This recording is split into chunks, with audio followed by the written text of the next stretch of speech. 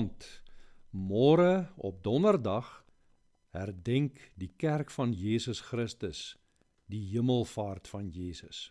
Nou sy hemelvaart beteken nie, hy het weggegaan uit hierdie wêreld en hy het ons alleen agtergelaat nie. Dit beteken, hy is verhoog, hy sit aan God se regterhand.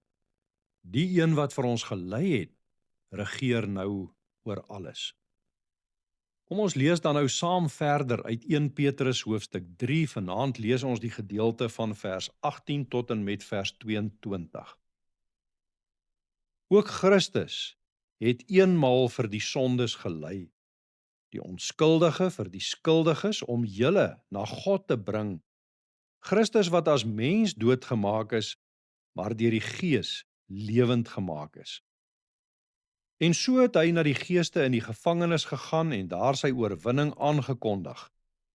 Dit is hulle wat aan God ongehoorsaam gebly het toe hy groot geduld met hulle aan die dag gelê het in die tyd toe Noag die ark gebou het. Net 'n klein klompie in die ark, 8 in getal, is deur die water gered.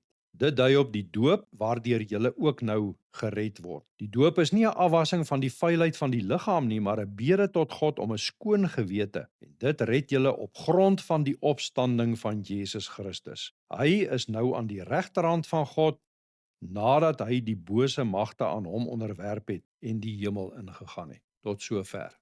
Petrus wys ons eers na die kruis van Jesus Christus. Christus het eenmaal vir die sondes gelei, die regverdige vir die onregverdiges. Dit het hy gedoen om ons na God toe te bring. Maar hy het nie in die dood gebly nie, hy is lewend gemaak.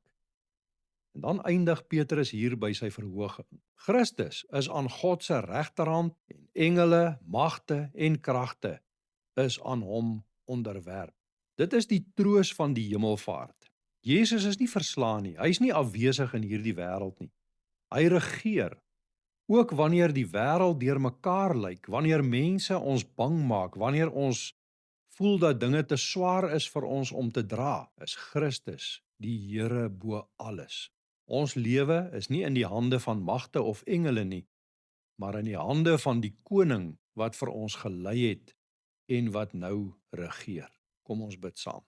Here Jesus Christus, môre wanneer die kerk u hemelvaart vier, dink ons almal saam aan daardie dag toe u na die hemel opgevaar het. Ons dank u Here dat u nie net vir ons gelei het nie, maar dat u ook opgestaan het en verhoog is. Dat u nou aan God se regterhand sit. Dat u alle magte en kragte aan u onderwerp het. Wanneer ons bang raak vir mense, vir die toekoms, vir dinge in hierdie wêreld wat buite ons beheer voel, help dit ons om weer na u te kyk.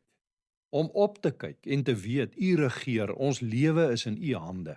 Laat ons dan vanaand rus vind in hierdie waarheid. Die een wat vir ons sondes gelei het, is nou die koning van die ganse heelal.